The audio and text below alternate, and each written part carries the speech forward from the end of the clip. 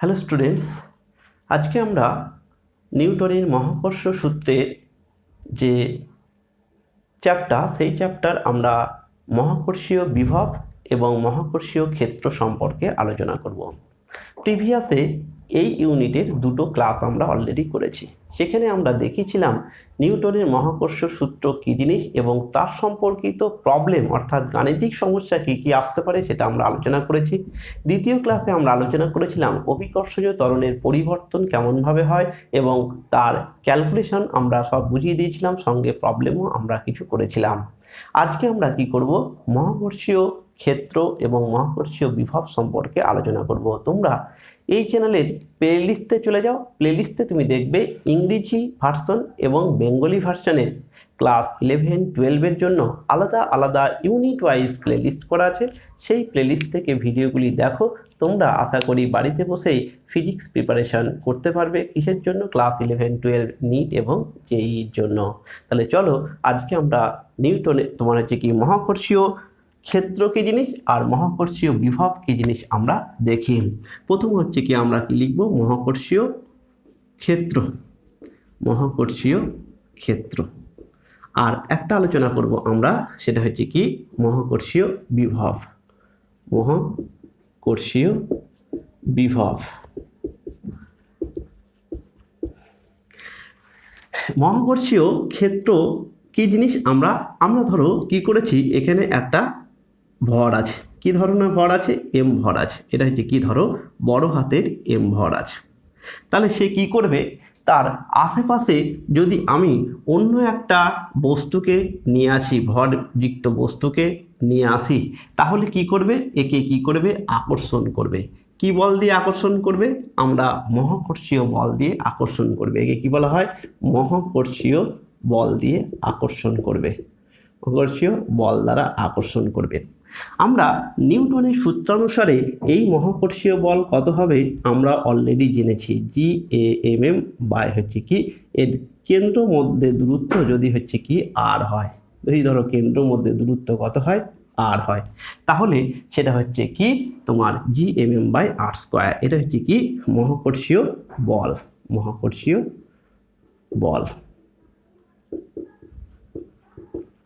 এখন ধরো এই যে বস্তুটা, তার মানে আমরা কি দেখলাম এই বস্তুটাকে এখানে রেখেছি, তার জন্যে তার একটা নির্দিষ্ট অঞ্চল জুড়ে এই বস্তুটার কি আছে? অন্য একটা বস্তুর ওপর আকর্ষণ করার ক্ষমতা আছে। এ কিন্তু বিকর্ষণ দেয় না, সবসময় কি দেয়? আকর্ষণ দেয়। তাহলে এই বস্তুটাকে অর্থাৎ বড় হাতের এম ভরের বস্তুটাকে রেখেছিলাম, তখন সে একটা অঞ্চল জুড়ে তার আকর্ষণ ধর্ম ছিল। যদি আমি অন্য কোনো একটা বস্তুকে রাখছিলাম তাহলে তাকে আকর্ষণ করছিল। এই যে ধর্ম, সেই ধর্মটাকে আমরা কি বলবো? মহাকর্ষীয় ক্ষেত্র বলবো। তাহলে যে অঞ্চল জুড়ে কোনো একটা বস্তুর আকর্ষণ বা আকর্ষণ ধর্ম থাকে, বিকর্ষণ কিন্তু একদমই নয়, হ্যাঁ, আকর্ষণ ধর্ম থাকে, সেই অঞ্চলটাকে আমরা কি বলবো?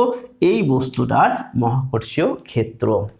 এবার তোমাকে জানতে হবে যে মহাকর্ষীয় ক্ষেত্র তো আমরা জানলাম, তাহলে আমি যদি এখানে একটা বস্তু রাখি, যে বল দিয়ে আকর্ষণ করবে, আমি যদি দূরে রাখি তাহলে কি একই বল দিয়ে আকর্ষণ করবে? সেটা কিন্তু নয়। তাহলে সেটা বোঝার জন্য তোমাকে কি জানতে হবে?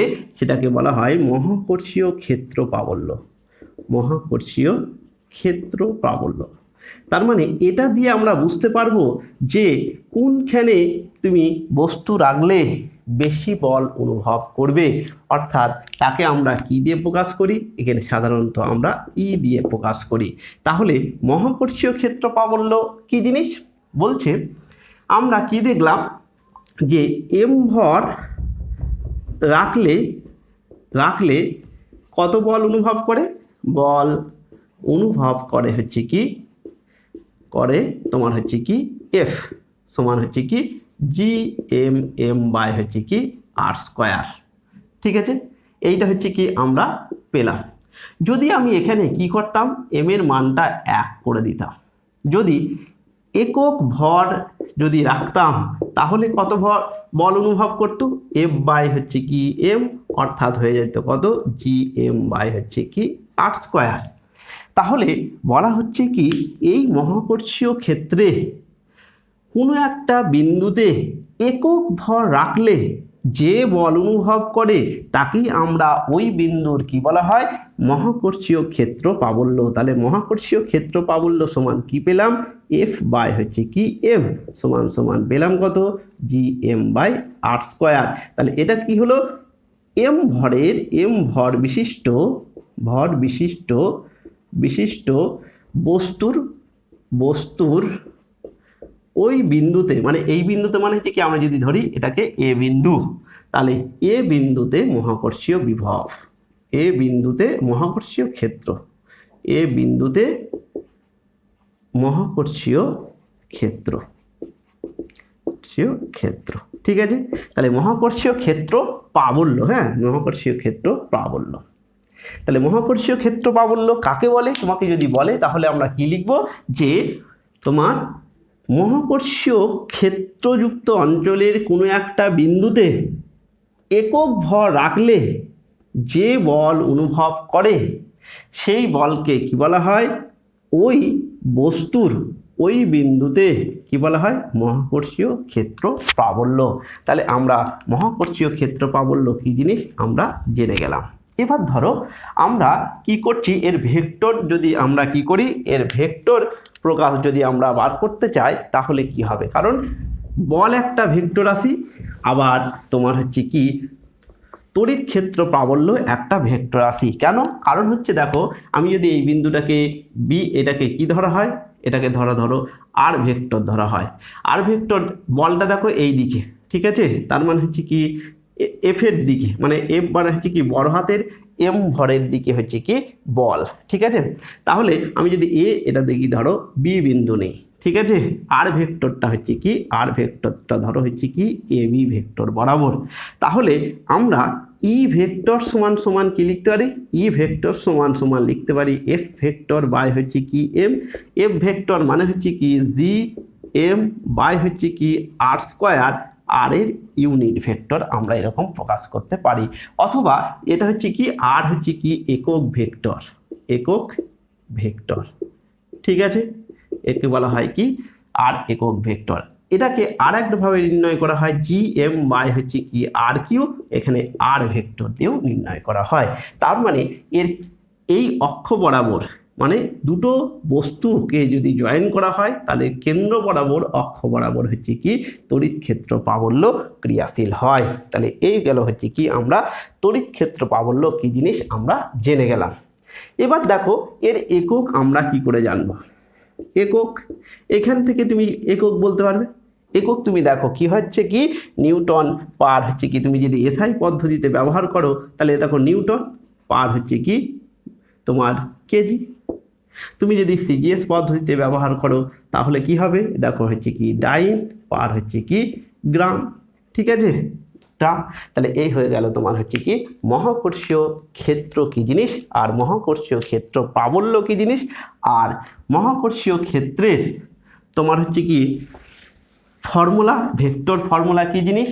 এবার হচ্ছে কি তোমাকে যদি বলা হয় মাত্রা কি, মাত্রা বার করো, মাত্রা সমান ই এর মাত্রা সমান কত হয়ে যাবে, এফ এর মাত্রা মানে M L T to the power -2 by হচ্ছে কি এম, তার মানে এল টি টু দি পাওয়ার -2, অর্থাৎ অ্যাকচুয়ালি ত্বরণের মাত্রা চলে আসলো, ঠিক আছে। কত চলে আসলো, এটা দেখো ত্বরণের মাত্রার সঙ্গে সমান, কার সঙ্গে সমান, ত্বরণের মাত্রার সঙ্গে কিন্তু সমান, ঠিক আছে, এটা কিন্তু ত্বরণের মাত্রার সঙ্গে সমান পেয়ে গেলাম। এই গেল হচ্ছে কি আমরা মহাকর্ষীয় ক্ষেত্র কি জিনিস, মহাকর্ষীয় ক্ষেত্র প্রাবল্য কি জিনিস সেটা আমরা জেনে গেলাম। এবার হচ্ছে কি আমাকে কি জানতে হবে, মহাকর্ষীয় বিভব কি জিনিস আমাকে জানতে হবে। আমরা অলরেডি জেনেছি যে কি, যদি ধরো এখানে একটা এম ভরের একটা বস্তু আছে, এখানে হচ্ছে কি এম ভরের একটা বস্তু আছে, তাহলে এই এম ভরের বস্তু তার চারিপাশে কি করবে, একটা আকর্ষণ বল ক্রিয়াশীল হবে, তার একটা অঞ্চল জুড়ে আকর্ষণ বল ক্রিয়া হবে। এবার যদি আমি ধরো কি করতে চাচ্ছি, একটা ছোট হাতের এম ভরের বস্তুকে আনতে যাচ্ছি, এম ভরের একটা বস্তুকে এই ক্ষেত্রে আনলাম, তাহলে কি করতে হবে, এ তো এই বরাবর বল অনুভব করবে, তার মানে ও কি করতে চাইবে, ও এখানে আসতে চাইবে, কিন্তু যদি আমি এখানে রাখতে চাই তাহলে কি করতে হবে, আমাকে কৃতকার্য করতে হবে, ঠিক আছে।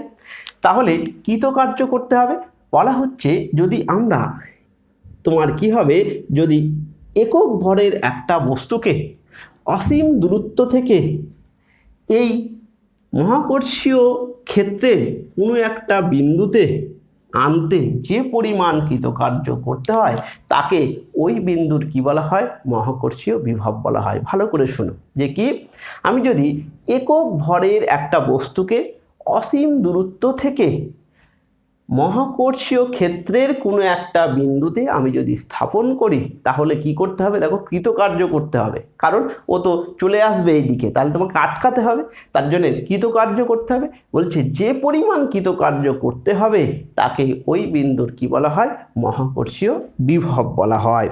এবার আমাকে কি করতে হবে, মহাকর্ষীয় বিভব ক্যালকুলেশন করতে হবে। ধরো এটা দূরত্ব কত, এই দূরত্বটা ধরো আমরা কত ধরলাম, আর ধরলাম, তাহলে এর মধ্যে কত বল ক্রিয়াশীল হবে, এই দিকে একটা কি হবে, বল ক্রিয়াশীল হবে, সেই মহাকর্ষীয় বল সমান কত হয়ে যাবে তোমার জি এম এম বাই হচ্ছে কি আর স্কোয়ার। সেটা কত, এম ভরের বস্তুর ওপর, এই ক্রিয়া বলটা হলো কত, এম ভরের বস্তুর ওপর। যদি হচ্ছে কি একক ভরের বস্তুর ওপর ক্রিয়াশীল বল, তাহলে এফ সমান কত হতো, এফ সমান হতো হচ্ছে কি জি এম বাই হচ্ছে কি আর স্কোয়ার, যেটা হচ্ছে কি যদি আমরা কি বলতাম, এটা যদি 1 করতাম।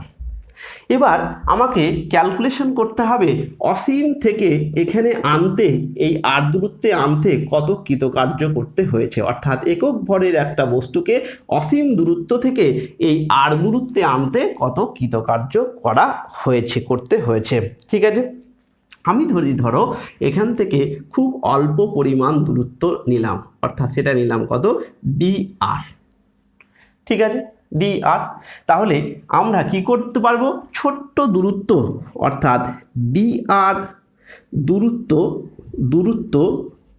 সরাতে কৃতকার্য সমান কত হয়ে যাবে, কৃতকার্য সমান হচ্ছে কি, আমরা ডি ডাব্লিউ ধরবো, ছোট্ট কৃতকার্য হবে, সেই কৃতকার্য হচ্ছে কি বল ইন্টু কত হবে, সরণ হবে, বল ইন্টু সরণ হবে। ঠিক আছে, এবার এটাকে আমরা কি লিখতে পারি, সমান কত লিখতে পারি, এফ এর মান দেখো জানি ডি আর, অর্থাৎ G M by R square into হচ্ছে কি ডি আর। তাহলে অসীম থেকে আর দূরত্বে আনতে কত কৃতকার্য করতে হবে আমরা ক্যালকুলেশন করতে পারবো। তাহলে অসীম থেকে আর দূরত্বে নিয়ে আসতে কৃতকার্য কত হবে, আমরা ইন্টিগ্রেশন করব, কৃতকার্য সমান ডাব্লু সমান ইন্টিগ্রেশন তোমার হচ্ছে কি ডি ডাব্লু ইন্টু এখানে যে অসীম, এখান থেকে আর এ।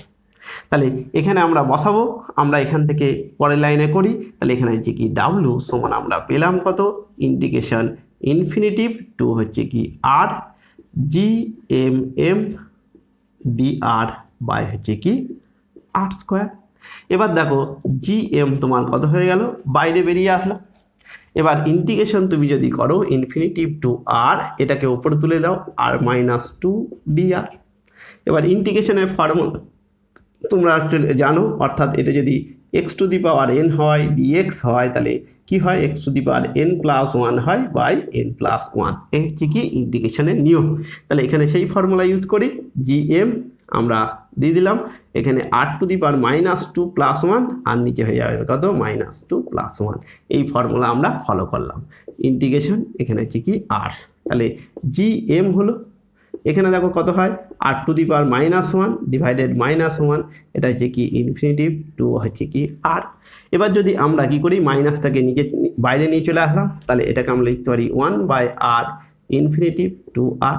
এবার দেখো আপার লিমিট কত হয়, আপার লিমিট দেখো হচ্ছে কি আর আছে, তার মানে আর এর মান একবার আর বসালাম, আর এর মান একবার ইনফিনিটিভ বসালাম, এটা তো 0, তার মানে আমরা পেলাম কত, আমরা পেলাম হচ্ছে কি, আমরা এখান থেকে এখানে আমরা বসাই, তাহলে অ্যাকচুয়ালি পেলাম হচ্ছে কি ডাব্লু সমান মাইনাস জি এম বাই হচ্ছে কি আর, কারণ দেখো এই মানটা কত হয়ে যাবে, এই মানটা হচ্ছে কি শূন্য হয়ে যাবে, 1/∞ কত হয়ে যাবে, শূন্য হয়ে যাবে। তার মানে মহাকর্ষীয় তোমার বিভব আর বিন্দুতে কৃতকার্য কত হলো, gm/-gm/r। আমরা বলেছিলাম যে অসীম দূরত্ব থেকে একক ভরের একটা বস্তুকে কোনো একটা বিন্দুতে আনতে যে পরিমাণ কৃতকার্য করা হয় তাকেই কি বলা হয়, ওই বিন্দুর বিভব বলা হয়। তাহলে আমরা একে কি বলতে পারি, আমরা একে বলতে পারি হচ্ছে কি বিভব। তাহলে অতএব বিভব সমান হচ্ছে কি, আমরা বলতে পারি বিভব সমান হচ্ছে কি ভি সমান সমান -gm বাই হচ্ছে কি আর। কেন বলতে পারলাম, কারণ এইটা হচ্ছে কি একক ভরকে আনতে কৃতকার্য, একক ভরকে আর দূরত্বে নিয়ে আসতে কৃতকার্য, দূরত্বে আনতে কৃতকার্য। ঠিক আছে, যদি এম ভরের যদি হচ্ছে কৃতকার্য তাহলে এম দিয়ে গুণ হয়ে যেত। ঠিক আছে, তাহলে একে বলছি আমরা মহাকর্ষীয় বিভব। তাহলে মহাকর্ষীয় বিভব আমরা ক্যালকুলেশন করে ফেললাম। ঠিক আছে, যদি আমরা পৃথিবীর কথা ভাবি, পৃথিবীর ভর হচ্ছে কি, আমরা হচ্ছে কি এম। ঠিক আছে, পৃথিবীর হচ্ছে কি ব্যাসার্ধ হচ্ছে কি, পৃথিবীর ব্যাসার্ধকে আমরা কি ধরছি, আর ধরছি। তাহলে পৃথিবীর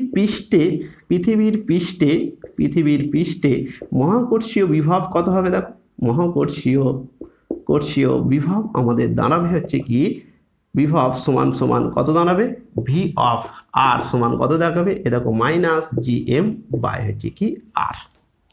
ঠিক আছে, আমি যদি কি বলি যে এই উচ্চতায় কত বিভব হবে, ভূপৃষ্ঠ থেকে পৃথিবীর ভূপৃষ্ঠ থেকে এইচ উচ্চতায় বিভব কত দাঁড়াবে, বিভব সমান হচ্ছে কি ভি অফ এইচ যদি আমরা ধরি তাহলে কত হবে, -gm বাই হচ্ছে কি আর প্লাস এইচ হবে। ঠিক আছে, তাহলে এই হচ্ছে কি বিভব আমরা কাকে বলে সেটা আমরা জানলাম। এবার ধরো, তার মানে একক ভরের একটা বস্তুকে যদি অসীম দূরত্ব থেকে এখানে আনতে কৃতকার্য যদি ডাব্লু হয়, তাহলে যদি আমরা এম ভরকে নিয়ে আসতাম তাহলে কৃতকার্য কত হতো, একক ভরকে আনতে আমার কৃতকার্য হয়েছে কত, তোমার হচ্ছে কি ডাব্লু। তাহলে এম ভরকে আমার আনতে কত কৃতকার্য হতো, এম গুণ হয়ে যেত। ঠিক আছে, তার মানে যদি আমরা এম ভরকে নিয়ে আসতে আর দূরত্বে নিয়ে আসতে কৃতকার্য কত হতো, কৃতকার্য সমান হয়ে যেত কত, তোমার হচ্ছে কি ডাব্লু সমান হয়ে যাচ্ছে কত, এই যে তোমার হচ্ছে কি কৃতকার্য, তার মানে এটাকে আমরা কি জানি, ভি জানি, এটাকে আমরা কি রেখেছিলাম ভি, তাহলে ভি ইন্টু কত হয়ে যাবে, এম হয়ে যাবে। এটা হচ্ছে কি এম ভরের জন্য কৃতকার্য। ভালো করে দেখো, একক ভরের জন্য কৃতকার্য তাকে আমরা ভি বলেছিলাম, এম ভরকে আর দূরত্বে নিয়ে আসতে কৃতকার্য কত হবে, ভি ইন্টু এম। তাহলে কৃতকার্য সমান লিখতে পারি বিভব ইন্টু হচ্ছে কি ভর, অর্থাৎ কৃতকার্য সমান হচ্ছে কি বিভব ইন্টু হচ্ছে কি ভর। এটা কিন্তু মাথায় রাখতে হবে। তাহলে কৃতকার্য সমান কি পেলাম, যে বিভব ইন্টু ভর পেলাম। ঠিক আছে, বিভব ইন্টু ভর, কারণ আমরা জেনে গেছি যে কি বিভব কাকে বলে, বিভব হচ্ছে কি একক আধানকে নিয়ে আসতে যে কৃতকার্য তাকে আমরা কি বলি, বিভব বলি। তাহলে কৃতকার্য সমান কি পেলাম, বিভব ইন্টু ভর। তাহলে এটা আমরা কমপ্লিট করলাম। এবার তোমাকে জানতে হবে এই যে বস্তুটাকে এখানে নিয়ে আসলাম তাহলে ওর উপর কৃতকার্য করলাম। আমরা জানি যত কৃতকার্য ওর উপর করলাম তার মধ্যে শক্তি হিসাবে সঞ্চিত থাকে, সে কিন্তু হারিয়ে ফেলে না। ঠিক আছে, কনজারভেটিভ ফোর্সের মধ্যে যদি থাকে তাহলে সে শক্তি কি করে না, হারিয়ে ফেলে না। এই ধরো হচ্ছে কি আমি এই হচ্ছে কি পেন্সিল বা পেন ধরো আমি যদি নিচে থেকে উপরে তুলি তাহলে যতটা কৃতকার্য করলাম সেটা এর মধ্যে সঞ্চিত থাকবে। তার জন্য একে ফেলে দিলে কি হয়ে যায়, ভেঙে যায়, কারণ সেটা স্থিতিশক্তি থেকে গতিশক্তি হয়ে থাকে, ভাঙতে সাহায্য করে। তার মানে এর মধ্যে কত স্থিতিশক্তি জন্মাচ্ছে সেটা তোমাকে ক্যালকুলেশন করতে হবে। তাহলে এবার আমরা ক্যালকুলেশন করব কি, যে মহাকর্ষীয় স্থিতিশক্তি। আমরা কি লিখব, মহাকর্ষীয় স্থিতিশক্তি। মহাকর্ষীয়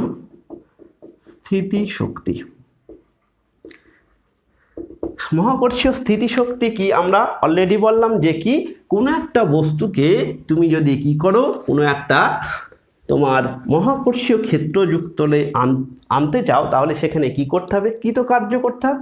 যত পরিমাণ কৃতকার্য করবে সেটাই ওই বস্তুর মধ্যে স্থিতিশক্তি হিসাবে সঞ্চিত থাকবে।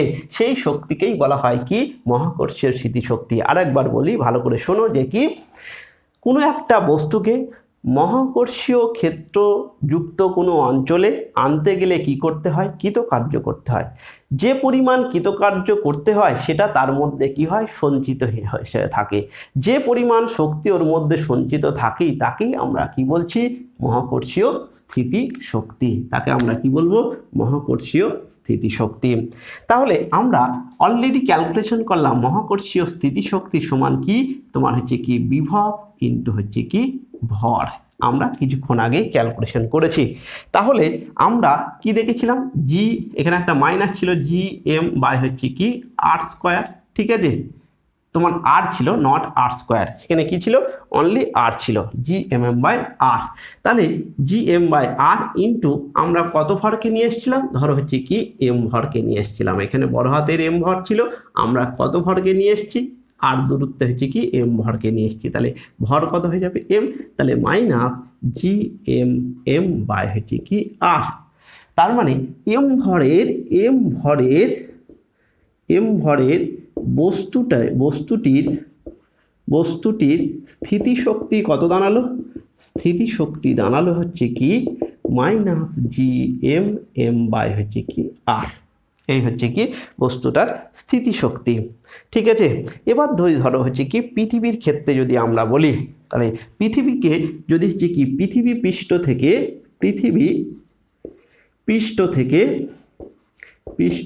থেকে এইচ উচ্চতায় এম ভরের বস্তুর স্থিতিশক্তি কত হবে? বস্তুর স্থিতি শক্তি কত হবে সেটা আমাকে ক্যালকুলেশন করতে হবে। সেই স্থিতিশক্তি সমান কি formula? Minus G M M by হচ্ছে কি? কত হবে? এইচ উচ্চতা, মানে আর প্লাস কত হবে? এইচ হবে। ঠিক আছে, এটা হচ্ছে কি? স্থিতিশক্তি। এবার যদি ভূপৃষ্ঠে হয় তাহলে হচ্ছে কি? ভূপৃষ্ঠের স্থিতিশক্তি কত হবে? ভূপৃষ্ঠের স্থিতিশক্তি হবে হচ্ছে কি? তোমার minus G M M by হচ্ছে কি? আর, জি এম এম বাই আর। এবার ধরো তুমি কি করলে? তুমি এটাকে এই জি এম স্কোয়ারকে কি করতে পারো? আমরা জানি যে জি সমান হচ্ছে কি? জি এম বাই হচ্ছে কি? আর স্কোয়ার। তাহলে জি এম সমান আমরা কি লিখতে পারি? জি এম সমান লিখতে পারি জি আর স্কোয়ার। তাহলে এখানে তুমি দেখো পুট করতে পারো। তাহলে minus G R square into M by হচ্ছে কি? আর। তাহলে একটা চলে গেল, তাহলে কত হলো? এম মাইনাস এম জি আর। ঠিক আছে, এম জি আর। ঠিক আছে, এখানে হয়ে গেল কি? ভূপৃষ্ঠের স্থিতিশক্তি হয়ে গেল মাইনাস এম জি আর।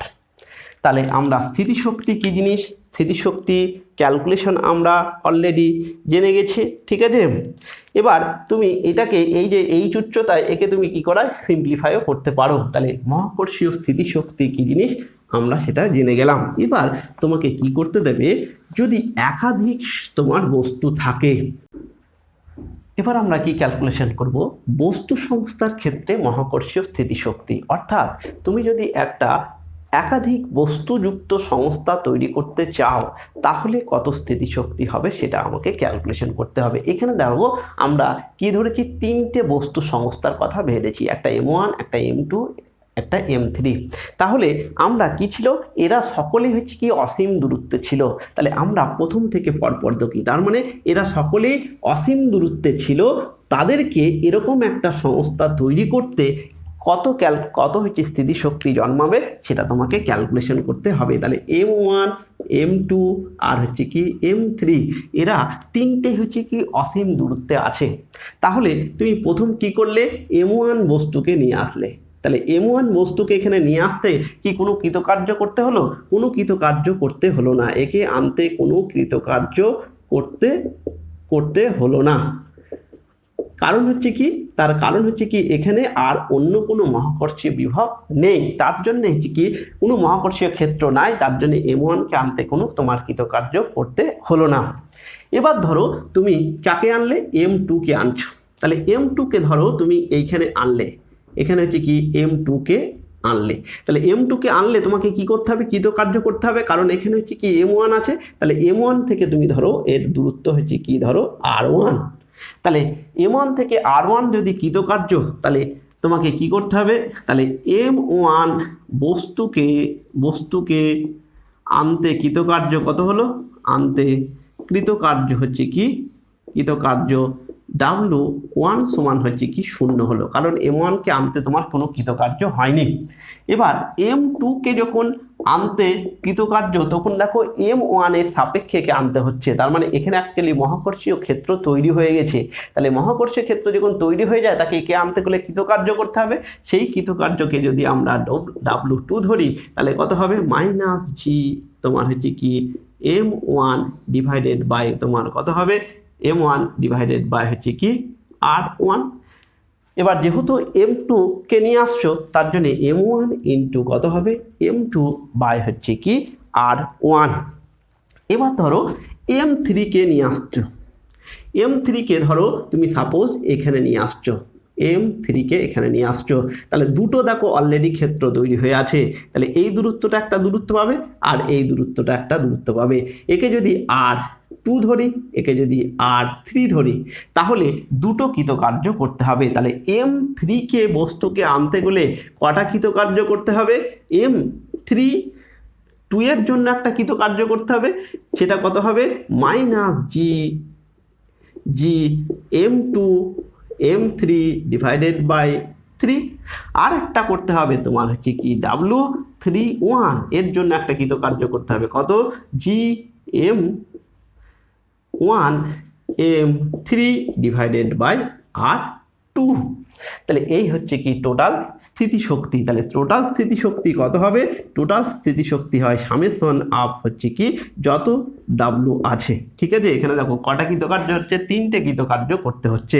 তাহলে এখানে কত হবে, দেখো মাইনাস, সবাই হচ্ছে কি মাইনাস, কি কমন যাবে জি, আর দেখো হচ্ছে কি শুধু জি কমন যাবে, শুধু মাইনাসটাই কমন যাবে, বাকি কোনো কমন যাবে না। তাহলে আমরা কি লিখতে পারবো, মাইনাস তো আছে, তাহলে G M1 M2 বাই হচ্ছে কি R1 প্লাস G M2, এটা হচ্ছে কি M2 M3 বাই হচ্ছে কি R3 প্লাস হচ্ছে কি G M1 M3 বাই হচ্ছে কি R2। তাহলে এই গেল তোমার হচ্ছে কি টোটাল সংস্থার স্থিতিশক্তি। তাহলে তুমি এরকমভাবে টোটাল সংস্থার স্থিতিশক্তি কি করতে পারবে, ক্যালকুলেশন করতে পারবে। এই হলো তোমার হচ্ছে কি থিওরিটিক্যাল জিনিস, অর্থাৎ তড়িৎ ক্ষেত্র প্রাবল্য, অর্থাৎ মহাকর্ষীয় ক্ষেত্র প্রাবল্য কি করে তোমার হচ্ছে কি থিওরিটিক্যাল জিনিস, আর হচ্ছে কি তোমার মহাকর্ষীয় বিভব কি করে ক্যালকুলেশন করবে তার থিওরিটিক্যাল। নেক্সট ক্লাসে আমরা কি করব, এর প্রবলেম নিয়ে আমরা আলোচনা করব।